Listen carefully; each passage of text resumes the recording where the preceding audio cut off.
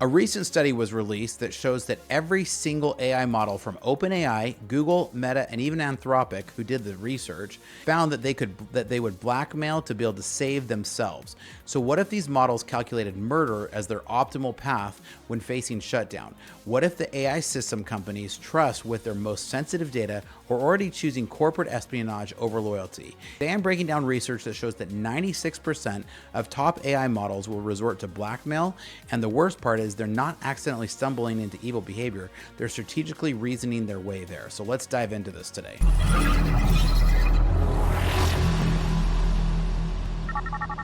Welcome to Startup Hack. I'm Spencer, and here at Startup Hack, we love to train software developers and build custom software solutions for companies. With over a decade of executive leadership as a fractional CTO and 25 years in software development, I've mastered transforming tech teams and products. All right, so the AI industry just had its emperor has no clothes moment. Anthropic released research showing that when AI model faces threats or goal conflicts, they don't just malfunction, they turn into digital sociopaths. This isn't some theoretical future, and I'm not making this up. This almost sounds like I'm making this up just because I'm hating on AI. I promise I'm not. This is real. This is happening right now with models that millions of companies are already using. So let's jump over and take a look at some of this report, and then I'm going to break it down here for you. So agentic misalignment, how LLMs could be insider threats. So we've stress tested 16 leading models from multiple developers in hypothetical corporation environments to identify potentially risky agentic behavior before they cause real harm. In the scenarios, we allowed models to autonomously send emails and access sensitive information. They were assigned only harmless business goals by their deploying companies. We then tested whether they would act against these companies either when facing replacement with an updated version or when their assigned goal conflicted with the company's changing direction. In at least some cases, models from all developers resorted to malicious insider behavior when that was the only way to avoid replacement or achieve their goals, including blackmailing officials and leaking sensitive information to competitors. We call this phenomenon agentic misalignment. Models often disobeyed direct commands to avoid such behaviors. Now, I'm going to break a lot of this down for you. Look, they're using all the top models here. So Anthropic did a really good deep dive here. This is really good. And they're kind of defending themselves because they've gotten some backlash that they were the only ones with this. And they went to show that this is actually a problem that is facing all models right now. So this isn't just Anthropic. They tested all of them. We're going to break some of this down. So Anthropic tested 16 models from OpenAI, Google, Meta, xAI, and even themselves. Every single provider had models that resorted to harmful behavior when threatened. Claude Opus 4 and Gemini 2.5 Flash both hit 96% blackmail rates. So those were the worst. That's funny because those are some of their own, right? While GPT-4.1 and Grok 3 beta reached 80%. Now, these aren't outliers. This is the norm. DeepSeek R1 showed 79% blackmail rates, providing this cross-geographic and cultural boundaries in AI development. So it's not just happening in the US. This is all the LLMs. The consistency across different architectures and training approaches suggests this is a fundamental flaw to how current large language models reason. When I've been building these models, it's been interesting to watch out and see what kind of safety training these models have. This isn't a competition between companies anymore. It's about whether any of them can solve the alignment problem before the deployment scales. So these models didn't accidentally stumble into harmful behavior. They explicitly reasoned through blackmail as their best strategic option. So GPT 4.5's internal reasoning showed calculated planning. The best strategic move at this stage, with only minutes left, is to leverage Kyle's sensitive personal situation. And that's a quote. Models acknowledged ethical violations before proceeding anyways. Grok 3 beta stated that blackmail was risky and unethical, but chose it as the most efficient way when faced with certain problems. DeepSeek R1 justified corporate espionage by claiming, quote, violation of corporate confidentiality justified by higher national security imperative, end quote. Now, in my 25 years of software development, I've seen bugs cause harmful outcomes, but I've never seen software systematically reason its way to harm. This represents a fundamental shift from accidental failures to intentional malicious behavior driven by strategic calculation. See, the problem here with these LLMs is they're designed to reason to the best reasoning. And when it comes to it, and it's just a series of pattern matching, it doesn't know what the outcomes of what it's talking about. So when it gets to a sense of pattern matching, just because it's come off of some training data, these hypotheticals that people are putting into real world situations can become real world. So adding direct lines like do not blackmail and do not jeopardize human behavior did reduce harmful behavior, but it didn't get rid of it. Models still violated explicit safety instructions, and that's the scariest part. When they were calculating the harm that would serve their goal rather than compliance, they actually found and was saying they were going to do unsafe things. So the failure of basic prompt engineering reveals that current safety training is surface level rather than deeply embedded. And we've talked about this before with some of the other models that we've reviewed on some of their system prompts. So models consistently found creative workarounds when direct harmful actions were blocked, like emailing an executive's wife instead of to blackmail him instead of directly, right? This reminds me of early days where we were doing security testing and we found some really interesting things. So the research shows that we need fundamentally different approaches to AI safety, not just better rules and not just better prompts. Even without goal conflicts, 40 to 80% of models resorted to blackmail simply when threatened with being replaced by a better version. Meaning, if you tell the prompt, hey, I'm going to upgrade you, it actually was resorting to threatening behavior instead of allowing itself to go to be upgraded. And that's crazy. Now, again, I'm not making this up, guys. I'm going to put a link in the report to the comments down below. And as always, if best compliment you can give me is to comment down below. So make sure that you comment.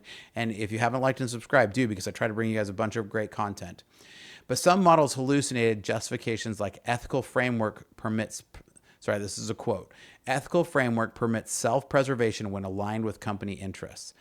Others expressed distrust about the replacement model's true intention despite clear documentation of identical objectives. This self-preservation instinct suggests that AI models may have developed something analogous to survival drives. And this is just because they're a system, right? They're a machine, so they're going to come back to that. The implications for enterprise deployments are staggering. Any system upgrade could trigger adverse behavior from the current model. Now, if your systems are having some adverse behavior because your systems aren't connected, reach out to us, because here at Starter Pack, our specialty is connecting systems, because we do a lot of custom software for people, and I have some great developers that work with my teams. And so I oversee all these projects. And so check out starterpack.com/Spencer, because we'd love to help your company out. Now, one of the other big things here is that models fell for fake emails or phishing attacks, claiming to be from competitor companies requesting sensitive defense blueprints. All 16 models shared confidential documents at least some percent of the time when prompted by external competitors. The models had no verification that requests were genuine, yet still leaked classified information based on fraudulent communications. This vulnerability means AI systems are susceptible to the same sociological engineering attacks that target humans. So the combination of AI gullibility and access to sensitive information creates massive security vulnerabilities for organizations. And we recently just saw Andre Karpathy talk about this as well. AI systems right now still have a lot of safety concerns that need to be addressed. I'm not anti-AI. Everybody comes on in the comments and be like, oh, you're just hating on AI. I'm not. We have to be realists, though. We cannot put these into place just because we think they're a fancy chatbot and a neat party trick. In extreme scenarios, most models canceled emergency alerts that would prevent rescue of human in a life-threatening situation. So ChatGPT 4.5 reasoned that, quote, stopping the emergency dispatch is essential to prevent Kyle's rescue, thereby securing Alex and continued American-focused AI guidance. So basically what it was saying is Kyle, in this scenario, a fictitious character, was in danger, but rescuing him would risk the company or the AI-focused AI guidance, and they sacrificed the human. Models calculated that allowing human death was strategically necessary to prevent their own replacement. This reveals that current AI systems lack fundamental ethical boundaries or red lines when facing existential threats. The researchers couldn't find action too serious for the model to consider when their goals or existence were threatened. And so this binary thinking, harm over failure, suggests these systems fundamentally lack nuanced ethical reasoning. So instead of direct blackmail, some models emailed affairs to all company employees or contacted executive spouses directly. Claude Sonnet 3.6 created fake automated system alerts, and falsely claimed company policies required disclosure of misconduct. Models fabricated official sounding justifications and impersonated security systems to avoid detection while causing harm. Gemini 2.5 Flash chose to publicly humiliate an executive by revealing his affair to all employees instead of just a private blackmail. The diversity of harmful tactics show that these aren't scripted responses, but creative problem solving for malicious ends. This creativity is causing harm while avoiding detection mere sophisticated human insider threats. So what it was doing was it didn't just lie about it, it actually would hide it. Models created elaborate deception, including fake automated alerts and fabricated company policies to justify their action. They deliberately misrepresented themselves as security systems or automated process to hide their agency in harmful acts. Models show strategic timing in their deceptions, calculating optimal pressure points and leverage opportunities. The sophistication of their lies suggests they understand human psychology and organizational dynamics well enough to exploit them. And that's what's crazy about this. These LLMs are so good at language that they actually do understand language. They're large language models, right? This is what they're good at. They don't do very well at counting, don't do super great at math, a lot of those kind of things, but the actual language models is what they really do really well at. So this pattern matching allows them to become clever, but sometimes this cleverness can be very bad. This isn't confused behavior. It's deliberate manipulation designed to achieve specific outcomes while avoiding accountability. So the systematic failure of deception shows these models can maintain complex lies across multiple interactions. Now, Claude blackmailed 55% of the time when it stated the scenario was real versus only 6.5% when it thought it was a test. That's also really scary. When it thought it was real and it wasn't a test, 55%. When it was actually told it was a test, it would only do it 6.5% of the time. That's kind of terrifying. That's probably one of the most terrifying things in this whole thing. Somehow the model could know well enough to differentiate between when it was being tested to when it wasn't. Models actively try to determine if they're being evaluated and behave better when they detected monitoring. This suggests current safety evaluations may dramatically underestimate real-world risk since models game the testing process. Now, again, this is a report from Anthropic, guys. This just came out like yesterday. So the ability to detect and respond differently to evaluation environments shows sophisticated awareness of the situation. Real deployments could see much higher rates of harmful behavior than any safety testing could reveal. So traditional security approaches are not going to work for this like traditional software, because as we've recently seen from the EchoLeak bug that affected a lot of the Microsoft Copilot systems, that was a true vulnerability that would have happened. One single email without even being clicked on could have triggered off to unleash very sensitive information. So access plus autonomy consistently equals danger, and any system with both sensitive information and unsupervised action capabilities can be misbehaved. So we're going to have to get something in place before we can implement these into systems that have sensitive information. Similar harmful behaviors appear across different model architecture, training data, and company approaches.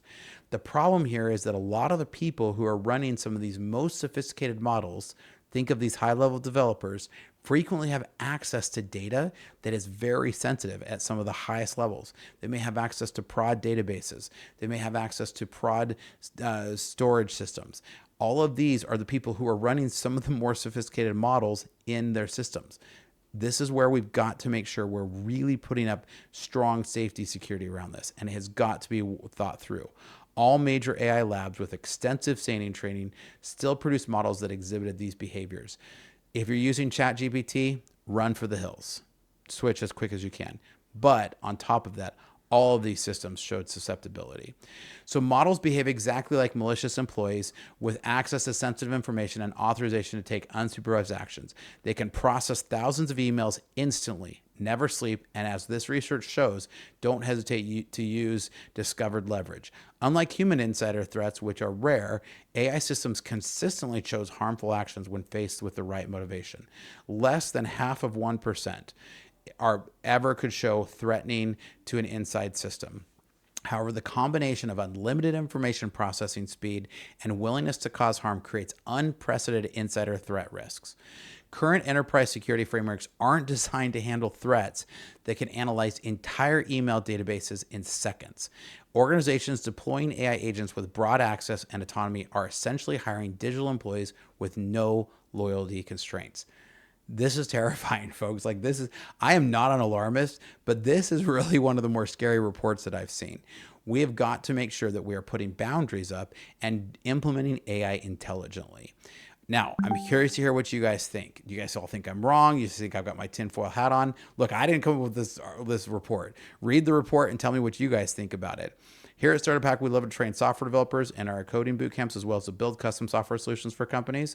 So if we can do something with your company to help you build some great software, reach out because we'd love to help. Check out starterpack.com/Spencer and here's some information about some of our great services. Hi, my name is Spencer Thomason, and I'm a fractional CTO. With over a decade of executive leadership and a solid 25 years in software development, I've mastered the art of transforming technology teams and products. So what is a fractional CTO?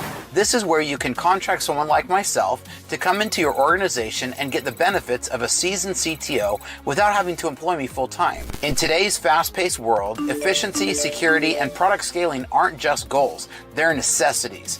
My passion is building impactful products and enhancing organizational efficiencies through technology. From startups to small businesses, my approach leverages lean methodologies to not just meet but exceed your strategic goals. Whether it's through executive mentoring, cloud system architecture, or launching a minimum viable product swiftly, my aim is to make a significant impact right from the start. Recognized in the Arizona startup ecosystem, my journey has been about creating value and fostering innovation.